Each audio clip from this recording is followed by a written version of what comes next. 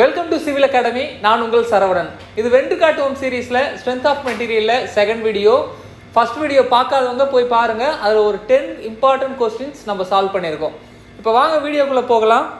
இப்போ பார்க்கக்கூடியது 11வது question strength of மெட்டீரியலில். 1 cubic meter of mild steel weight about, அதாவது 1 cubic meter வால்யூமில் மைல்டு ஸ்டீலுக்கான லிக்விடை ஃபில் பண்ணி வைக்கிறேன். மைல்டு ஸ்டீலை வந்து என்ன லிக்விடாக உருக்கி நான் உள்ளே வைக்கிறேன். அப்போ அந்த மைல்டு ஸ்டீலுக்கான வெயிட் எவ்வளோ இருக்கும், இதான் கொஸ்டினாக கேட்குறாங்க. ஸோ இது எல்லாமே டென்சிட்டி சார்ந்த கொஸ்டின்.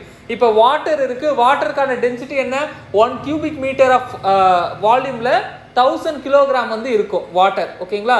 மெர்க்குரின்னு பார்த்தா 13,600 கிலோகிராம் இருக்கும். ஸோ அதே போல் ஸ்டீல் எத்தனை கிலோகிராம் ஆக்குபை பண்ணும், இதுதான் கொஸ்டினாக கேட்குறாங்க. இதுக்கான கரெக்ட் ஆன்சர் 7850 கிலோகிராம். ஓகேவா.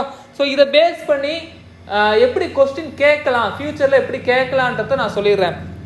ஒரு 10 mm ராடு இருக்குது, 10 mm ராடு இருக்குது. அந்த ராடுக்கான லென்த்து 1 மீட்டர். அந்த ராடுக்கான லென்த்து 1 மீட்டர். இந்த ராடுக்கான வெயிட்டை கால்குலேட் பண்ண சொல்லுவாங்க. ஓகேங்களா. இது போல கொஸ்டின் ஆல்ரெடி 2017 ஆர் 18 இந்த டைமில் கேட்டிருந்தாங்க, அதனால் சொல்கிறேன். ஸோ இது எல்லாமே வந்து என்னென்ன ரிலேட்டட் கொஸ்டின். ஏதாவது ஒரு சைஸை வந்து கொடுத்து அந்த சைஸுக்கான வெயிட்டை வந்து கேட்பாங்க. இது எப்படி கண்டுபிடிக்கலாம்? we know that டென்சிட்டின்றது என்ன, வெயிட் பை வால்யூம். அப்போ எனக்கு டென்சிட்டிக்கான வேல்யூ எனக்கு தெரியும் 7850. வெயிட் கேட்குறான், பட் வால்யூம் எனக்கு தெரியும். வால்யூம் எப்படி தெரியும், இங்கே கொடுத்துருக்கான் இல்லையா கிவன் டேட்டா. என்னென்ன கிவன் டேட்டா கொடுத்துருக்கான், டயாமீட்டர் கொடுத்துட்டான், தென் லென்த்து கொடுத்தாச்சு. அப்போ வால்யூம்ன்றது என்ன, length into area, length into area. So இது எல்லாத்தையும் சப்ஸ்டியூட் பண்ணிட்டோம்னா நமக்கு வெயிட் ஆஃப் த ராட் கிடைக்கும். ஸோ இது போல் கொஸ்டின் கேட்கறதுக்கான பாசிபிலிட்டிஸ் இருக்குது. ஸோ பாருங்கள், அடுத்ததாக இருக்கக்கூடிய question, Poisson ratio of the cement concrete is about, அதாவது சிமெண்ட் கான்கிரீட்டுடைய பாய்சான் ரேஷியோவை கேட்குறாங்க. இதுக்கான கரெக்ட் ஆன்சர் என்ன, 0.15. 0.15ல் ஆரம்பித்து 0.22 இந்த ரேஞ்சுக்குள்ளே தான் இந்த பாய்சான் ரேஷியோக்கான வேல்யூ வந்து வேரி ஆகும். ஓகேங்களா. இந்த பாய்சான் ரேஷியோ சார்ந்து வேறு ஏதாவது கொஸ்டின் கேட்பாங்கன்னா இந்த பாய்சான் ரேஷியோக்கான ரேஞ்ச் எப்படி இருக்கும், 0ல் ஆரம்பித்து 0.5 வரையும் வேரி ஆகும். Poisson ratio 0 for which material, Garg.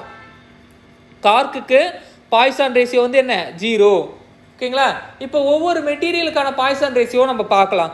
சரி, எக்ஸாம்பிளாக மெட்டலுக்கு 0.25 ஆரம்பித்து 0.33 வரையும் வேரி ஆகும். இப்போ ஸ்டீல் எல்லாம் இந்த கேட்டகரிக்குள்ளே வந்துடும். 0.33 இந்த பாய்சான் ரேஷியோக்குள்ளே தான் ஸ்டீல் வந்து என்ன அக்கர் ஆகும். எஸ் 0.28 எக்ஸாக்டாக 0.28 இந்த ரேஞ்சுக்குள்ளே தான் வந்து என்ன ஸ்டீல் வந்து இருக்குது. ஓகேங்களா.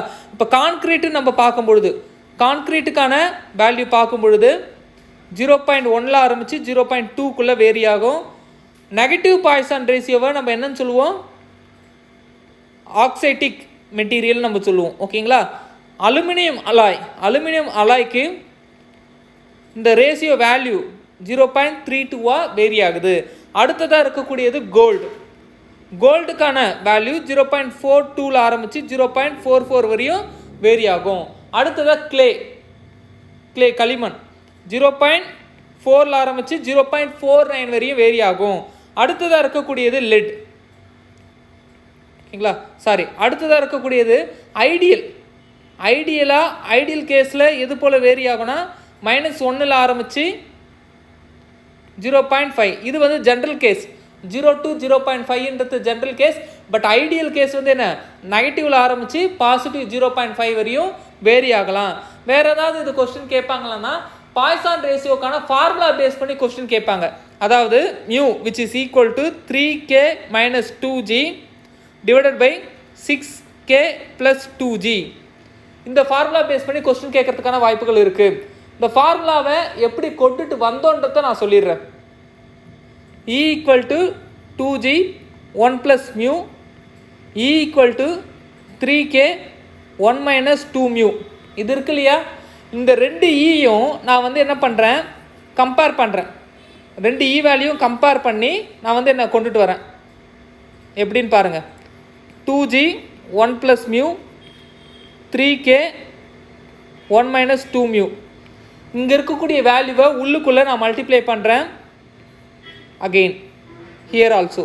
So 2g mu 3k 6k mu. Mu இருக்கக்கூடிய டேர்ம், பாய்சான் ரேஷியோ இருக்கக்கூடிய டேர்ம் எல்லாம் ஒரு சைடு கொண்டுட்டு வரேன். 2g mu plus 6k mu. Remaining டேர்மை அடுத்த சைடு கொண்டுட்டு வரேன். 3k minus 2g. இப்போ நான் என்ன பண்ண போகிறேன், இதுலேருந்து காமனாக மியூவையும் 2வையும் வெளியே எடுக்கிறேன். ஸோ 2 மியூ எடுத்தால் g இருக்கும், இயர் 3 இருக்கும், ஓகேங்களா, 3k இருக்கும். Here also 3k minus 2g. இப்போ பாருங்கள், இந்த 2 மியூவை மட்டும் வச்சுட்டு 3k minus 2g divided by g plus 3kன்னு கொண்டுட்டு வரேன். எனக்கு இந்த 2வை இந்த சைடு கொண்டுட்டு வந்தேன்னா டிவைடில் வந்துடும். இங்கே 2 மியூன்றது இங்கே வந்தால் டிவைடில் வந்துடும்.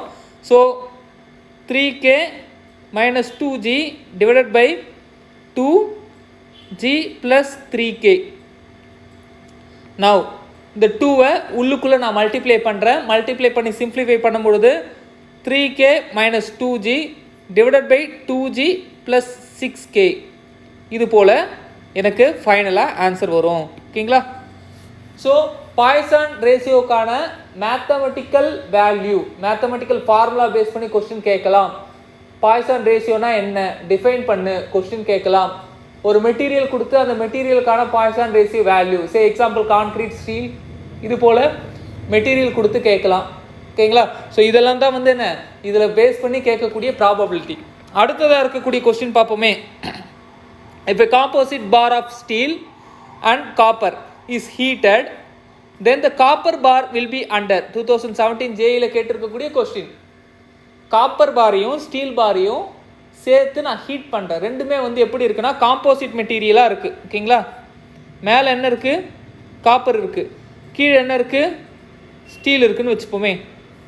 ஸ்டீல் இருக்குது, ரெண்டுமே என்ன காம்போசிட்ஸ். காம்போசிட்னா ரெண்டு மெட்டீரியல் ஒன்று சேர்த்து ஒரு புது மெட்டீரியலாக நான் உருவாக்கி கொடுத்துருக்கேன். இப்போ ஹீட் பண்ணுறேன். என்ன பண்ணுறேன், ஹீட் பண்ணுறேன்.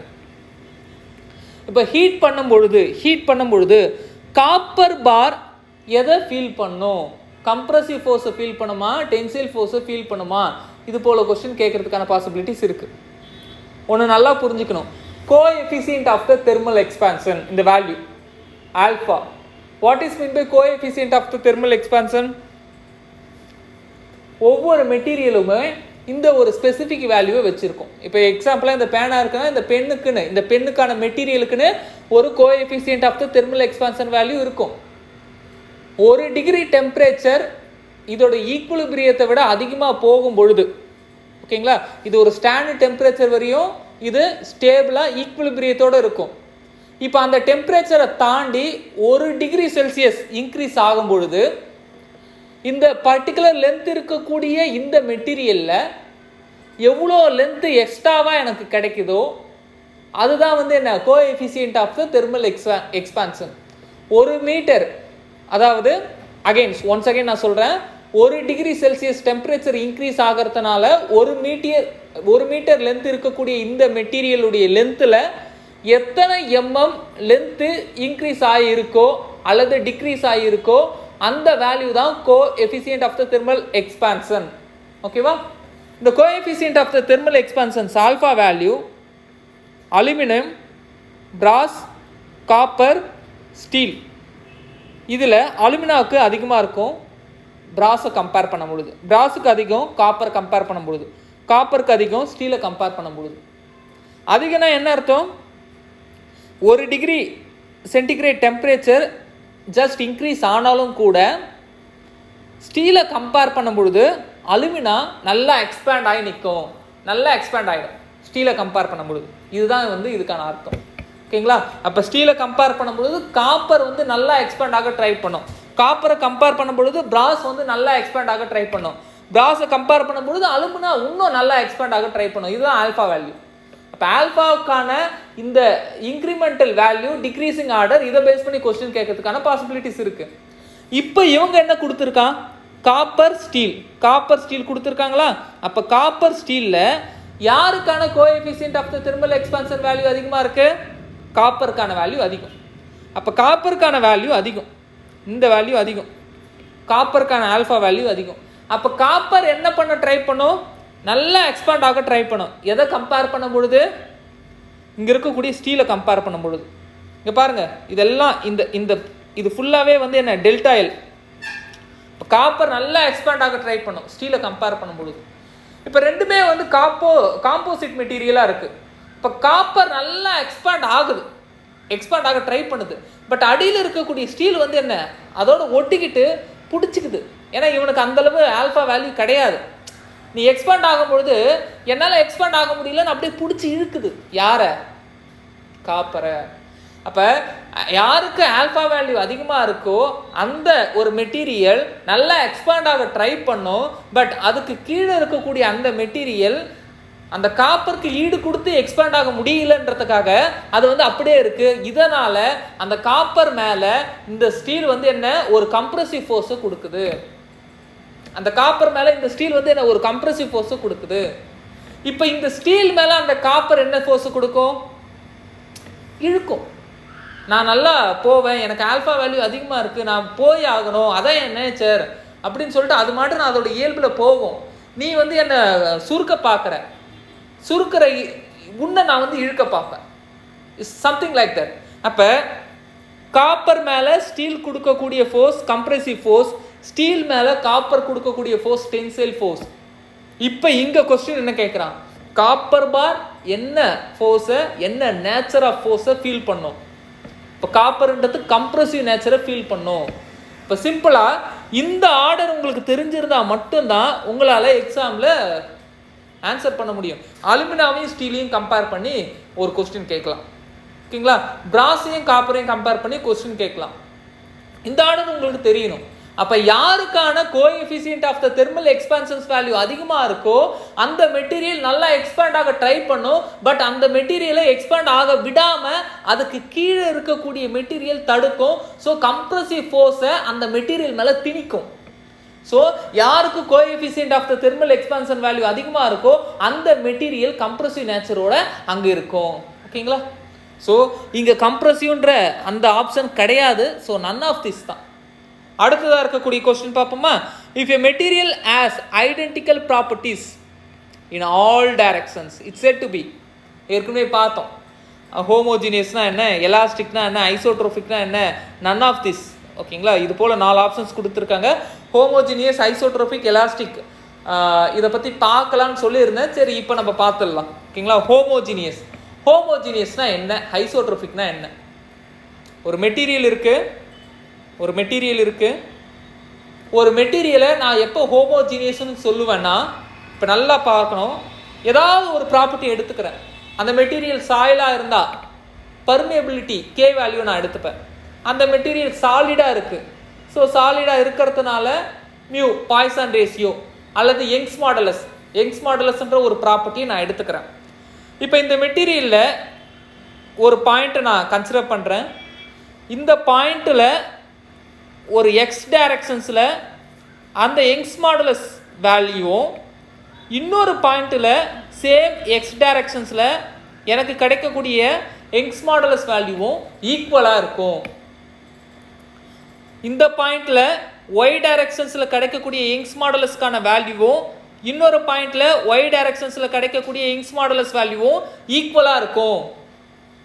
இதுதான் வந்து என்ன? ஹோமோஜினியஸ். இதுவே சாயிலாக இருந்தால் யங்ஸ் மாடுலஸ் அப்படியே தூக்கி வச்சுட்டு கோஎஃபிஷியன்ட் ஆஃப் த பெர்மியபிலிட்டியை கொண்டுட்டு வரலாம். புரியுதுங்களா? அப்போ ஹோமோஜினியஸ்னா என்ன? அந்த மெட்டீரியலில் எந்த பாயிண்ட் எடுத்தாலும் ஒரு பர்டிகுலர் டைரக்ஷனில் அந்த மெட்டீரியலுக்கான ஒரு ப்ராப்பர்ட்டி சேமாக இருக்கும். இதுதான் ஹோமோஜினியஸ். ஐசோட்ரோபிக் வருவோம். Same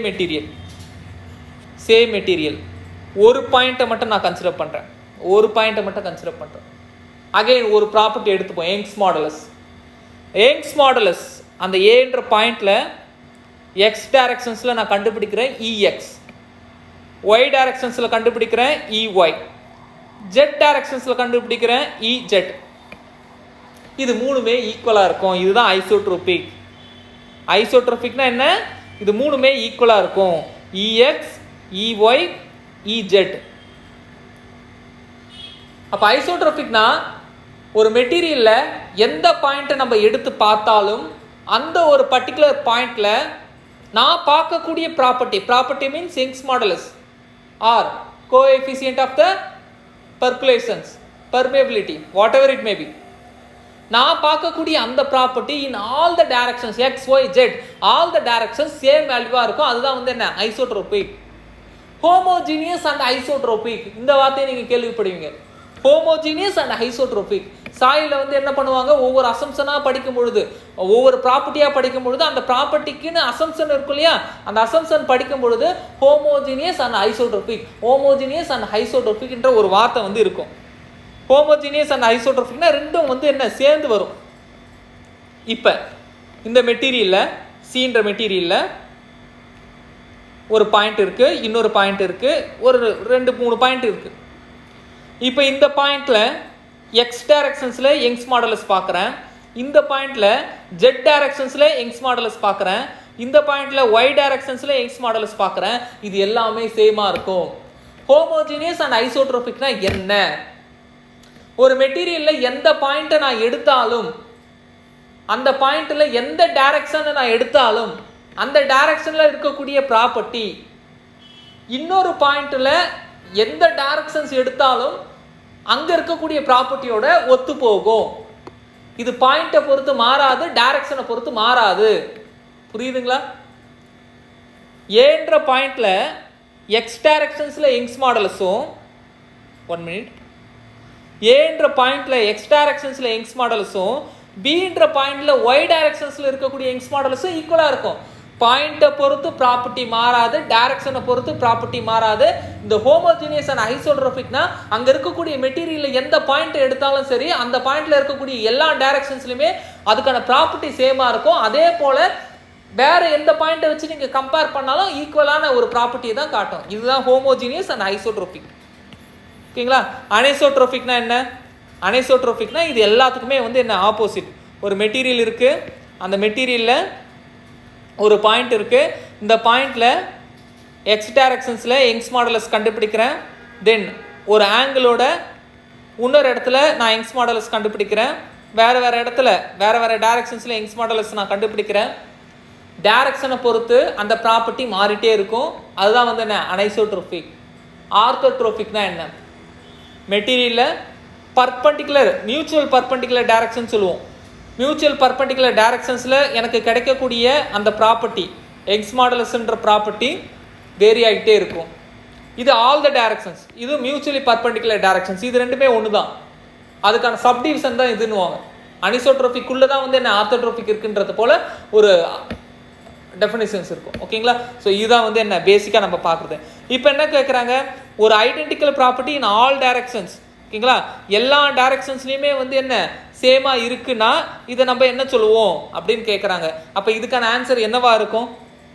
identical property in all directions, all directions X Y Z. ஓகேங்களா? அப்போ ஒரு பாயிண்ட்டை எடுத்தோம் அப்படின்னா அந்த பாயிண்ட்ல எல்லா டைரக்ஷன்ஸ்லையுமே அந்த ஒரு ப்ராப்பர்ட்டி சேமாக இருக்குன்னா அதை நம்ம வந்து என்னன்னு சொல்லுவோம்? ஐசோட்ரோபிக்னு சொல்லுவோம். அதுதான் இதுக்கான கரெக்ட் ஆன்சர். அடுத்த கொஸ்டின் நம்ம பார்க்கலாம். If all the dimensions of the prismatic bar are double. Prismatic bar, நான் பிரிசமேட்டிக் பார்னா என்னன்னு தெரியணும். ஒரு பார் இருக்கு, அந்த பார்ல ஒரு 2-3 இடத்த நான் கட் பண்ணி பார்க்குறேன். கட் பண்ணி பார்த்தாலும் எனக்கு அந்த பாருக்கான cross sectional view, cross sectional area வந்து என்ன கான்ஸ்டண்ட்டாக இருக்குன்னு வச்சுப்போமே. கிராஸ் செக்ஷனல் ஏரியா கான்ஸ்டண்ட்டாக இருக்குன்னா அந்த ஒரு பாரை நான் பிரிசமேட்டிக் பார்னு சொல்லுவேன். இல்லை ஏரியா வந்து வேரி ஆகிட்டே வருது, ஏரியா வந்து என்ன வேரி ஆகிட்டே வருது, சிலதெல்லாம் வந்து ஏரியா வேரி ஆகிட்டே போகும். ஃப்ரஸ்டம், டேப்பர்ட் பார்னு சொல்லுவோம், கோன் சொல்லுவோம். இதெல்லாம் வந்து என்ன ஒவ்வொரு இடத்துலையுமே ஏரியா வந்து கிராஜுவலாக வேரி ஆகிட்டே போகலாம். இது நான் பிரிசமேட்டிக் பார். இப்போ இவங்க கொடுக்குறது என்னன்னா ஒரு பிரிசமேட்டிக் பாரை தான் வச்சு சொல்கிறாங்க. ஒரு பிரிசமேட்டிக் டைமென்ஷன்ஸ் இருக்கக்கூடிய ஒரு பாரில் அதோடைய டைமென்ஷன்ஸ் எல்லாத்தையும் நான் வந்து என்ன டபுள் பண்ணிட்டேன். இப்போ அதுக்கான ஸ்ட்ரெஸ் வேல்யூ இன்க்ரீஸ் ஆகுமா டிக்ரீஸ் ஆகுமான்னு கேட்குறாங்க. கண்டிப்பாக என்ன ஆகும்? இன்க்ரீஸ் ஆகும். இப்போ இங்கே நான் ஒரு டேர்மை நான் உங்களுக்கு கொண்டுட்டு வரேன். லாம்டா. லாம்டானா என்ன? லாம்டானா என்ன? ஒரு particular volume, area into length volume. ஓகேவா? ஒரு பர்டிகுலர் வால்யூம்குள்ளே இருக்கக்கூடிய வெயிட் பெர் வால்யூம். அசால்ட்டாக சொல்லணும்னா யூனிட் டென்சிட்டின்னு சொல்லுவோம். ஓகேங்களா? யூனிட் வெயிட்னு சொல்லுவோம். அப்போ ஒரு வால்யூம்குள்ளே அடங்கி இருக்கக்கூடிய அந்த மெட்டீரியலுக்கான வெயிட்டை நான் லாம்டான்னு சொல்கிறேன். இப்போ இதில் டபிள்யூன்றத ஃபோர்ஸாகவும் நம்ம கன்சிடர் பண்ணலாம். ஏரியா W/Aன்றது என்னன்னு சொல்லலாம்? ஸ்ட்ரெஸ்ன்னு சொல்லலாமா? அப்போ stress by L which is equal to lambda. எனக்கு இதிலிருந்து stress which is equal to lambda எல்லுன்னு ஒரு ஃபார்முலாவை கொண்டுட்டு வரேன். அப்போ ஸ்ட்ரெஸ்ன்றது லென்த்துக்கு டைரக்ட்லி ப்ரொபோஷனலாக இருக்குது. இவங்க என்ன சொல்கிறாங்க? எல்லா டைமென்ஷனையும் டபுள் ஆக்குறேன். அப்போ லென்த்து வந்து என்னவாகுதுமா? டபுள் ஆகுது. அப்போ 2 times of length into lambda which is equal to sigma. Length double ஆச்சுன்னா சிக்மாவும் 2 டைம்ஸ் ஆகிடும். அப்போ தானே ஈக்குலிபிரியம் ஆகும். அப்போ என்ன சொல்கிறாங்க? டைமென்ஷன்ஸ் இன்க்ரீஸ் ஆச்சுன்னா அங்கே ஃபீல் ஆகக்கூடிய ஸ்ட்ரெஸ்ஸும் இன்க்ரீஸ் ஆகும். அப்போ லென்த்து வந்து இன்க்ரீஸ் ஆகுது, அப்போ ஸ்ட்ரெஸ்ஸும் இன்க்ரீஸ் ஆகுது. லென்த்து டபுள் டைம் இன்க்ரீஸ் ஆகுது, இப்போ ஸ்ட்ரெஸ்ஸும் வந்து என்ன? 2 டைம்ஸ் இன்க்ரீஸ் ஆகுது. அடுத்ததாக இருக்கக்கூடிய கொஸ்டின் பார்ப்போம். Which of the following has least carbon percentage? Low carbon steel, mild steel, wrought iron, white cast iron. யாருக்கு ரொம்ப கம்மியான கார்பன் கண்டென்ட் இருக்குது? இதான் கொஸ்டின். எதுக்கு ரொம்ப கம்மியான அளவு கார்பன் கண்டென்ட் இருக்குது? இதில் நமக்கு கிடைக்க வேண்டிய ஆன்சர் வந்து என்ன? Rough ion. ரஃப் அயானுக்கு தான் இருக்கிறதுலே வந்து என்ன ரொம்ப கம்மியான அளவு கார்பன் கண்டென்ட் இருக்கும். 0.02, 0.1 இந்த ரேஞ்சில் இருக்கும். ஓகேங்களா? பட் மைல்டு ஸ்டீலை பொறுத்தவரையும் அது வந்து என்ன 0.2% தான் இருக்கும் கார்பன். இது ரஃப் அயான்.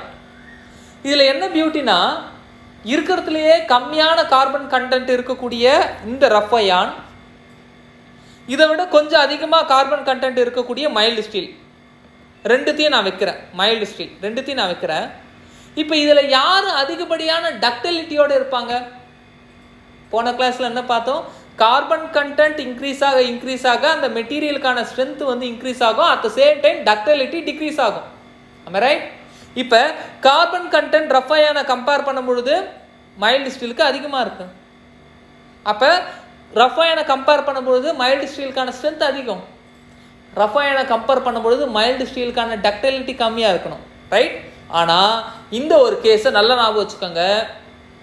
இருக்கிறதுலையே எந்த டைப் ஆஃப் ஸ்டீலை நம்ம எடுத்துக்கிட்டாலும் இந்த மைல்டு ஸ்டீலுக்கான டக்டிலிட்டி தான் ரொம்ப அதிகமாக இருக்கும். மைல்டு ஸ்டீலுக்கான டக்டிலிட்டி தான் அதிகமாக இருக்கும். இங்கே கார்பன் கண்டென்ட் லாஜிக்கை வச்சு பேச முடியாது. Wrought iron and then mild steel இது ரெண்டுத்தையும் கம்பேர் பண்ணி பார்க்கும்பொழுது யார் நல்லா டக்டைல் ஆகுவாங்கன்னு கேட்டால் மைல்டு ஸ்டீலுக்கான டக்டைலிட்டி தான் ரொம்ப அதிகமாக இருக்கும். ஸோ இதை பேஸ் பண்ணி கொஸ்டின் கேட்பாங்க. ஓகேங்களா? அப்போ இந்த ஒரு கொஸ்டின்லேயே 2 கொஸ்டின் நம்ம பார்த்துட்டோம். இருக்கிறதுலே யார் அதிகப்படியான டக்டிலிட்டியோடு இருப்பாங்கன்னு கேட்டால் மைல்டு ஸ்டீல்னு சொல்லணும். இருக்கிறதுலையே யார் வந்து கம்மியான கார்பன் கண்டென்ட்டோடு இருப்பாங்கன்னு கேட்டால் ரஃப் அயான் சொல்லணும். ஓகேவா? அடுத்ததாக இருக்கக்கூடிய கொஸ்டின் நம்ம பார்க்கலாம். Question number 17. A bar L meter long and having its area of cross sections as A is subjected to a gradually applied tensile load W. The strain energy stored in the bar. Strain எனர்ஜியை பற்றி கேட்குறாங்க. Strain எனர்ஜிக்கான ஃபார்முலாவை நீங்கள் இங்கே டைரெக்டாக apply பண்ணாலே போதும். Of stress strain volume இது ஒரு ஃபார்முலாவை நம்ம வந்து என்ன பார்த்தோம். Then sigma square divided by 2E volume இதுவும் வந்து என்ன ஒரு ஃபார்முலாவாக நம்ம பார்த்தோம். ஓகேங்களா? Strain energy resilience. ஓகேவா? ஸ்ட்ரெயின் எனர்ஜி என்னன்னு சொல்லுவோம்? ரெசிலியன்ஸ் சொல்லுவோம். இப்போ அடுத்ததாக இருக்கக்கூடியது வந்து என்னென்னா U which is equal to half டபிள்யூனா என்ன? ஆக்ட் ஆகக்கூடிய லோட் இன்டூ டெல்டா எல். இதுவும் ஃபார்முலா தான். மூணுமே ஒரே ஃபார்முலா தான். ஒரே ஒரு ஆன்சரை தான் கொடுக்கும். ஸ்ட்ரெயின் எனர்ஜி ஸ்டோரை பற்றி தான் கொடுக்கும். ஓகேங்களா? இப்போ நான் இதில் என்ன சொல்கிறேன்? இதில் நான் என்ன சொல்கிறேன்னா இந்த கடைசி ஃபார்முலாவை நான் எடுத்துக்கிறேன். Strain energy which is equal to half டபிள்யூன்றது என்ன? அப்ளை ஆகக்கூடிய டென்சைல் லோட் டபிள்யூன்னு கொடுத்துருக்கான். அந்த டபிள்யூ தான் இங்கே. ஸோ என்ன லெட்டரை ரெப்ரசன்ட் பண்ணுறோமோ அந்த லெட்டரில் ப்ராப்ளம் கிடையாது. அடுத்ததாக இருக்கக்கூடியது டெல்டா எல்லை நான் சப்ஸ்டியூட் பண்ணணும். டெல்டா எல்லுக்கான வேல்யூ என்ன? போன கிளாஸில் TNPSC கேட்டிருக்கக்கூடிய கொஸ்டின்லேயே பார்த்தோம். WL/AE அல்லது பிஎல் பை ஏஇன்னு பார்த்தோம். இப்போ இந்த வேல்யூ நம்ம சப்ஸ்டியூட் பண்ணோம், டபிள்யூஎல் பை ஏஇ. இப்போ நல்லா சிம்பிளிஃபை பண்ணுங்க, டபிள்யூ ஸ்கொயர் ஆகும், L divided by AE. That means half W square L divided by AE, அதாவது W square L divided by 2ஏஇன்னு சொல்லுவோம். இங்கே எது ஆன்சர் கரெக்டாக இருக்கு? D, W square L divided by 2ஏஇ. ஓகேவா? இது போல கொஸ்டின் கேட்கறதுக்கான பாசிபிலிட்டிஸ் இருக்கு. ஸ்ட்ரெயின் எனர்ஜியை பேஸ் பண்ணி ஃபார்முலாவில் நம்ம வந்து என்ன சிம்பிளிஃபை பண்ண ஒரு ஃபார்முலா நம்ம வந்து என்ன டிக் பண்ணுறது போல கொஸ்டின் கேட்கறதுக்கான பாசிபிலிட்டிஸ் இருக்கு. அடுத்த கொஸ்டின் நம்ம பார்க்கலாம். 18. A bar L meter long and having its area of cross section A. Elongations of bar due to self weight. Self weight காரணமா பார் எலாங்கேட் ஆகுதுன்னா அந்த எலாங்கேஷன்ஸ்க்கான வேல்யூவை கேட்குறாங்க. DFCCIL 2018 கேட்டிருக்கக்கூடிய கொஸ்டின், ஷிஃப்ட் 2 போய் செக் பண்ணி பாருங்க. ஸோ இந்த கொஸ்டின் நம்ம எப்படி அப்ரோச் பண்ணலாம்? செல்ஃப் வெயிட்னால ஒரு பார் எலாங்கேட் ஆகுதுன்னா அதுக்கான ஃபார்முலா நமக்கு தெரியணும். Delta L which is equal to, இது வந்து என்ன செல்ஃப் வெயிட், செல்ஃப் வெயிட்னால எலாங்கேட் ஆகிறது, lambda L square divided by 2E. இதான் வந்து என்ன அதுக்கான formula. Lambda L square divided by 2Eன்றதுனா என்ன அதுக்கான ஃபார்முலா. இப்போ அவங்க கேட்பாங்க லாம்டானா என்ன? அகெயின் நான் ஆல்ரெடி சொன்னதான், லாம்டான்றது ஒரு பர்டிகுலர் வால்யூம்குள்ள அடங்கி இருக்கக்கூடிய மெட்டீரியலுக்கான வெயிட் தான் வந்து என்ன லாம்டா. இந்த லாம்டாக்கான வேல்யூ நீங்கள் சப்ஸ்டியூட் பண்ணி பாருங்க, WAL into L square divided by 2E. So எல்லும் எல் ஸ்கொயரும் கேன்சல் ஆகுது. So WL by A 2E. So WL by 2AE. We know that WL by AE இது வந்து என்ன, ஒரு பார்ல வெயிட் ஆக்ட் ஆகும் பொழுது அந்த பார்ல இருக்கக்கூடிய எலாங்கேஷன்ஸ். WL டிவைடட் பை 2AEன்றது என்ன, எந்த ஒரு வெயிட்டும் ஆக்ட் ஆகாத பொழுது அந்த பார்ல இருக்கக்கூடிய எலாங்கேஷன்ஸ். இதுல இருந்து என்ன தெரியுது, ஒரு பார் இருக்குன்னா அந்த பாருக்கு ஈக்குவலான வெயிட்ல, அந்த பாருக்கு ஈக்குவலான வெயிட்ல நான் வந்து இன்னொரு பாரை வந்து நான் கட் பண்ணி கீழே வந்து தொங்க விடுறேன். அப்போ எனக்கு ஒரு எலாங்கேஷன்ஸ் கிடைக்கும், கிடைக்கும். இப்போ நான் கீழே வந்து எந்த ஒரு வெயிட்டுமே நான் கொடுக்கல, அந்த பார் மட்டும் இருக்கு. இப்போ அந்த பாருக்கான செல்ஃப் வெயிட்னால கண்டிப்பாக அந்த பார் வந்து என்ன எலாங்கேட் ஆகுது. இந்த ரெண்டு எலாங்கேஷனை கம்பேர் பண்ணும் பொழுது செல்ஃப் வெயிட்னால உருவாகக்கூடிய எலாங்கேஷன்ஸ் பாதியாக குறையுது. அப்போ ஒரு பார் இருக்கு, கண்டிப்பாக அங்கே எலாங்கேஷன்ஸ் நடந்தே தீரும். கண்டிப்பாக எந்த ஒரு வெயிட்டும் வந்து அங்கே இல்லாதப்போவும் அந்த பார் வந்து என்ன ஆகும், பை த கிராவிடேஷனல் ஃபோர்ஸ் காரணமாக கீழே மொத்த வெயிட்டும் இருக்குது, மேலே வந்து என்ன பண்ணுறேன், இந்த பாரை வந்து அட்டாச் பண்ணிடுறேன். அப்போ வந்து என்ன ஆகும், இந்த பாருக்கான வெயிட் காரணமாகவே இங்கே கண்டிப்பாக வந்து என்ன எலாங்கேட் ஆகி நிற்கும். அதுதான் வந்து என்ன இதுல இருந்து கிடைக்கக்கூடிய இன்ஃபரன்ஸ். அப்போ இந்த வேல்யூ எதோட ஒத்து போகுதுன்றத பாருங்க. இந்த வேல்யூ எதோட ஒத்து போகுது, WL divided by 2AE, option A. இதுதான் வந்து என்ன ஒத்து போகுது. அடுத்ததா இன்கேஸ் ஏரியா வந்து நான் டபுள் ஆகிட்டேன், ஸ்ட்ரெஸ் எப்படி ஆகும், இன்க்ரீஸ் ஆகுமா டிக்ரீஸ் ஆகுமா, அப்படி ஒரு கொஸ்டின் பார்த்தோம். டைமென்ஷன்ஸ் எல்லாம் டபுள் ஆகிட்டேன், ஸ்ட்ரெஸ் இன்க்ரீஸ் ஆகுமா டிக்ரீஸ் ஆகுமான்ற ஒரு கொஸ்டின் பார்த்தோம். இங்கே எப்படி கொஸ்டின் கேட்பாங்கன்னா, ஏரியாவை நான் இன்க்ரீஸ் ஆகிட்டேன், ஏரியா இன்க்ரீஸ் பண்ணிட்டேன், இந்த செல்ஃப் வெயிட்னால உருவாகக்கூடிய எலாங்கேஷன்ஸ் வேல்யூ இன்க்ரீஸ் ஆகுமா டிக்ரீஸ் ஆகுமான்னு கேட்பாங்க. Remains constant. ஏன், செல்ஃப் வெயிட்னால உருவாகக்கூடிய எலாங்கேஷன்றது முழுக்க முழுக்க லென்த்தை மட்டும்தான் பேஸ் பண்ணி இருக்கு, ஏரியாவை பேஸ் பண்ணி கிடையாது. ஏரியாவை பேஸ் பண்ணி கிடையாது, லென்த்தை மட்டும் தான் பேஸ் பண்ணி இருக்கு. இன்கேஸ் லென்த்து இன்க்ரீஸ் ஆச்சுன்னா கண்டிப்பாக செல்ஃப் வெயிட்னால உருவாக்கக்கூடிய எலாங்கேஷனும் இன்க்ரீஸ் ஆகும். ஓகேங்களா? ஸோ பார்த்துட்டோம். அடுத்த கிளாஸில் நம்ம கண்டிப்பாக இந்த வென்று காட்டும் சீரீஸில் இன்னும் ரொம்ப இம்பார்ட்டண்ட்டான கொஸ்டின்ஸ் எல்லாத்தையும் ஒன்று சேர்த்து அந்த கொஸ்டின்லேருந்து வேறு எப்படிலாம் கொஸ்டின் கேட்பாங்கன்றதையும் நம்ம பார்க்கலாம். கண்டினியூஸாக ப்ரிப்பேர் பண்ணிகிட்டே இருங்க. All the best.